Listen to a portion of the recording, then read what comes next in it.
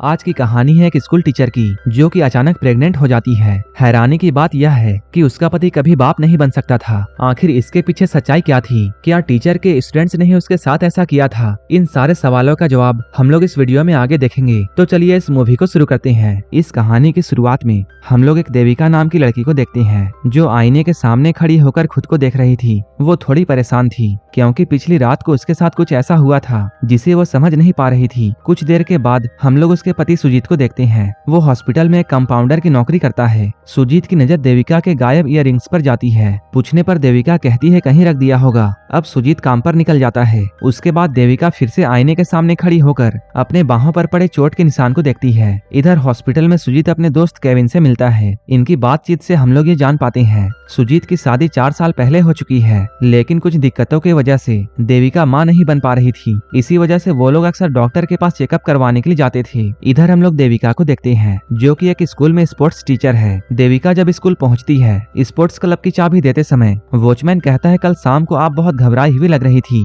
इसके बाद देविका अंदर जाकर अपना खोया हुआ इयररिंग्स ढूंढने लगती है। कुछ देर के बाद उसे वो इयररिंग्स मिल जाती है। तभी उसकी दोस्त गीता यहाँ पर आती है। देविका उसे बताती है वो और सुजीत कुछ दिनों के लिए कल्याणी आइलैंड जाने वाले हैं। सुजीत का मानना था कि वहाँ की देवी की पूजा करने से उन्हें संतान का सुख मिलेगा। इसके अगले दिन वो लोग आइलैंड पर पहुँचते हैं जहाँ इनकी मुलाकात सुजीत की माँ कल्याणी से होती है। कल्याणी एक सख्त स्वभाव की महिला थी जो कई सालों से उस आइलैंड को बचाने के लिए आंदोलन कर रही थी। कल्याणी ने वहाँ के लोगों के साथ मिलकर नियम और कायदे बना रखे थे और इसी वजह से वहाँ के लोग उनकी बहुत इज्जत करते थे। समय बीतता गया। देविका और सुजीत अपने जिंदगी में बहुत खुश रहने लगे, लेकिन एक दिन देविका को ये पता चलता है कि वह प्रेग्नेंट है। ये खबर सुनकर वो घबरा जाती है। जब उसने अपनी दोस्त गीता को ये बात बताई तो गीता बेहद खुश हुई क्योंकि इतने सालों के बाद उनकी मन्नत पूरी हो रही थी। मगर देविका दुखी थी क्योंकि वो उस हादसे को अब तक नहीं भूल पाई थी और अब वो सच जानना चाहती थी कि आखिर उसके साथ उस रात को क्या हुआ था। रात को वो अपने फोन में कुछ देख रही थी। तभी सुजीत कमरे में आ गया।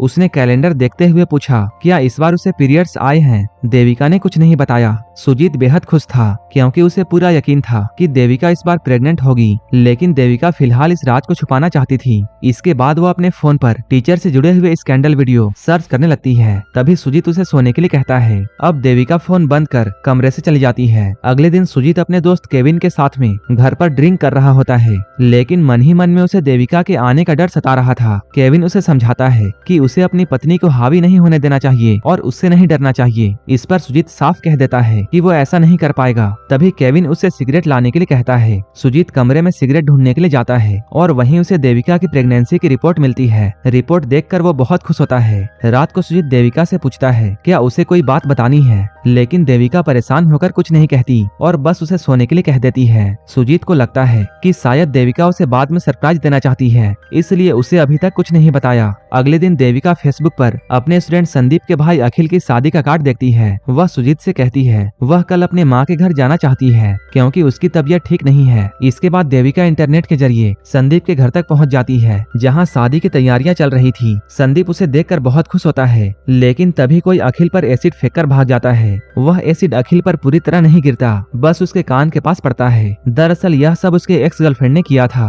क्योंकि अखिल किसी और से शादी करने जा रहा था। इसके बाद सब लोग उसे तुरंत हॉस्पिटल लेकर जाते हैं। काफी देर हो जाने के बाद संदीप देविका को बस स्टैंड पर छोड़ने के लिए आता है। रास्ते में देविका उससे उसके दोस्तों के बारे में पूछती है। संदीप उसे बताता है कॉलेज के बाद उसके सारे दोस्त अलग अलग जगह पर जाकर सेटल हो गए। इसके बाद जब वो बस स्टैंड पर पहुंचते हैं तो देविका अपना बैग संदीप के कार में छोड़कर बस देखने के लिए बाहर जाती है। थोड़ी देर के बाद वापस आकर अपना बैग लेती है। असल में उसने जानबूझकर ऐसा किया था क्योंकि बैग में उसने अपना फोन रिकॉर्डिंग ऑन करके रख दिया था। बस में बैठने के बाद जब वो उस रिकॉर्डिंग को सुनती है तब उसे ये मालूम चलता है उस वक्त संदीप अपने एक फ्रेंड मार्टिन से बातें कर रहा था कि उन्होंने अपने टीचर के साथ जो भी कुछ किया था उसकी जांच फिर से शुरू हो रही है। इससे उनके फंसने के पूरे चांस हैं। वहीं जिसने देविका के साथ में गलत किया था वह दोस्त इस समय कोची में था और उसका नाम नवीन था। मार्टिन उसे समझाता है कि उसके पास टीचर की फोटोज और वीडियोस हैं, इसलिए देविका उनका कुछ नहीं बिगाड़ पाएगी। ये सुनकर देविका टूट जाती है और रोने लगती है। फिर वह फेसबुक में जाकर कोची वाले फ्रेंड नवीन को सर्च करती है, जो उस समय फूड डिलीवरी का काम करता था।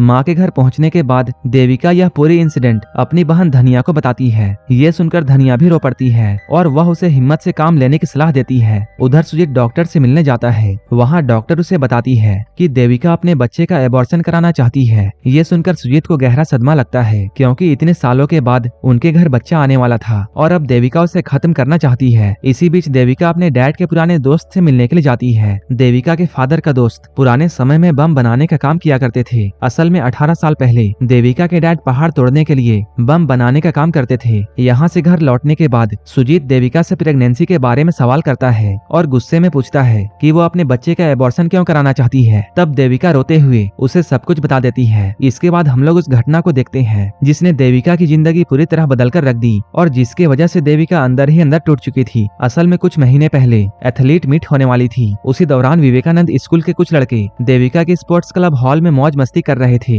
उस समय बाकी सारे स्टूडेंट्स वहाँ से जा चुके थे, तो देविका ने उन लड़कों को वहाँ से जाने के लिए कहा, मगर उन्होंने चालाकी से उसे एक टॉफी दी जिसमें ड्रग्स मिला हुआ था। टॉफी खाते ही देविका चक्कर खाकर बेहोश हो गई। इसके बाद नवीन और उसके दोस्तों ने देविका के साथ सभी ने मिलकर दुष्कर्म किया और ऐसा करते हुए उसकी वीडियो भी बना ली। जब देविका को होश आया तब उसकी हालत बहुत खराब थी। आधे होश में ही वो घर लौट आई। यह वही दिन था जब शुरुआत में हमने देविका को आईने के सामने खड़े हुए देखा था। उसकी बॉडी पर उन लड़कों के दिए हुए कई जख्म थे। ये सुनकर सुजीत और भी गुस्से में आ गया और देविका से कहने लगा, तू अपने पेट में पता नहीं किसका पाप लेकर घूम रही है। और इस तरह सुजीत देविका को भला बुरा कहने लगा और उससे गुस्सा होकर हॉस्पिटल चला गया। वहाँ जाकर उसने केविन को पूरी बात बताई। ये सुनकर केविन उससे कहता है, उसने पहले ही चेतावनी दी थी कि अपनी वाइफ को इतना आजादी मत दो। अब हालत ऐसा है कि सबसे बेहतर यही होगा कि उस बच्चे का एबॉर्शन करा दिया जाए ताकि समाज के लोग उंगली ना उठाए। लेकिन सुजीत इस बात को टाल देता है और कहता है कि देविका से जाकर सीधे वही इस बारे में बात कर ले। अगले ही दिन केविन देविका के पास में आता है। उस समय घर पर सुजीत की माँ भी मौजूद थी, इसलिए सुजीत उन्हें अंदर लेकर जाता है। मौका पाकर केविन देविका पर ही इल्जाम लगाने लगता है कि जो भी कुछ हुआ वो सारी गलती उसी की है। साथ ही वह उसे एबॉर्शन करने के लिए भी कहता है। ये सुनकर देविका गुस्से से भर जाती है और वो केविन को वहाँ से भगा देती है। रात में देविका सुजीत से कहती है, केविन तुम्हारा दोस्त है, मेरा पति नहीं।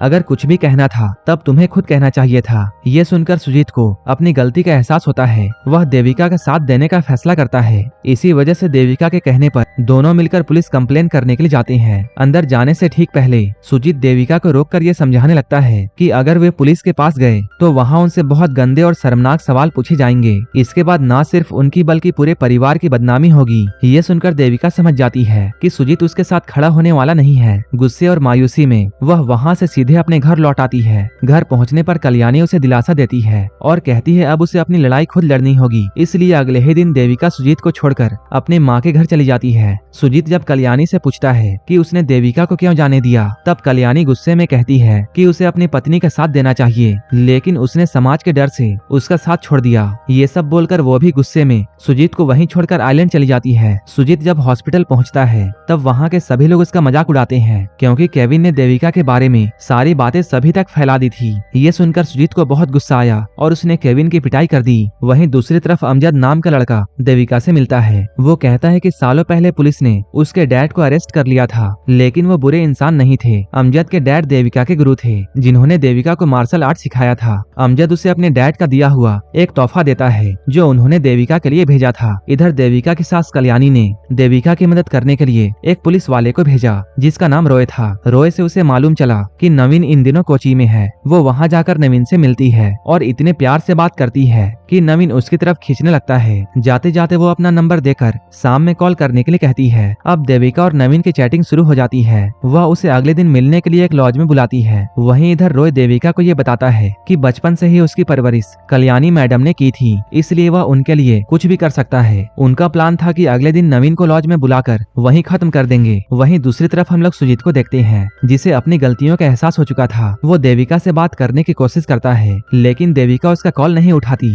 इधर रॉय किसी काम से अपने सीनियर के साथ में जाता है, इसलिए देविका को अकेले ही नवीन से मिलने के लिए जाना पड़ता है। वो लॉज असल में एक ओयो होटल था जहाँ कपल्स आया करते थे। वहाँ पहुंचकर देविका नवीन के कमरे में जाती है। शुरू में नवीन उसके करीब आने लगता है, जिससे देविका को थोड़ी घबराहट महसूस होती है, लेकिन वह चुप रहती है। कुछ ही देर के बाद नवीन उसे जबरदस्ती नीचे गिरा देता है और तभी उसके 3 दोस्त जिसमें संदीप भी होता है वहाँ आ जाते हैं। वो सब देविका को बताते हैं कि उन्हें पता है कि उनका पीछा किया जा रहा है। तभी संदीप कहता है उनके पास देविका की सारी वीडियोस हैं। वो लोग देविका को वीडियो अपलोड करने की धमकी देते हैं, लेकिन कहते हैं कि वो ऐसा नहीं करना चाहते, बस चाहते हैं कि देविका चुपचाप उनका पीछा छोड़ दे। देविका उनसे मन्नतें करने का नाटक करती है, लेकिन फिर अचानक दरवाजा बंद कर देती है और इसके बाद वो अपने गुरुजी का दिया हुआ हथियार निकालकर उन पर हमला कर देती है। मार्शल आर्ट की ट्रेनिंग की वजह से देविका इन लड़कों को पटक पटक कर मारती है। लड़के एक एक करके बुरी तरह घायल हो जाते हैं। संदीप और मार्टिन डर के भागने लगते हैं। तभी रॉय वहाँ आकर उन्हें रोक लेता है और दोनों को बेरहमी से मारता है। इसके बाद देविका नवीन के सामने वही बम रख देती है जिसे पहाड़ तोड़ने के लिए उसके डैड इस्तेमाल किया करते थे। धमाके के साथ देविका का बदला पूरा हो जाता है। इसके बाद हम लोग कहानी में कुछ समय बाद का सीन देखते हैं। यहाँ सुजीत देविका से मिलकर उससे माफी मांगता है, लेकिन देविका साफ कह देती है कि अब वो अकेले ही अपनी जिंदगी जीना चाहती है। साथ ही देविका ये बताती है कि उसने अपने बच्चे का एबॉर्शन नहीं कराया क्योंकि अब वही बच्चा उसकी ताकत है। इस सीन के साथ ये मूवी यहीं पर खत्म हो जाती है। ऐसे ही वीडियोस के लिए आप हमें टेलीग्राम और इंस्टाग्राम पर फॉलो कर सकते हैं, जिसका लिंक डिस्क्रिप्शन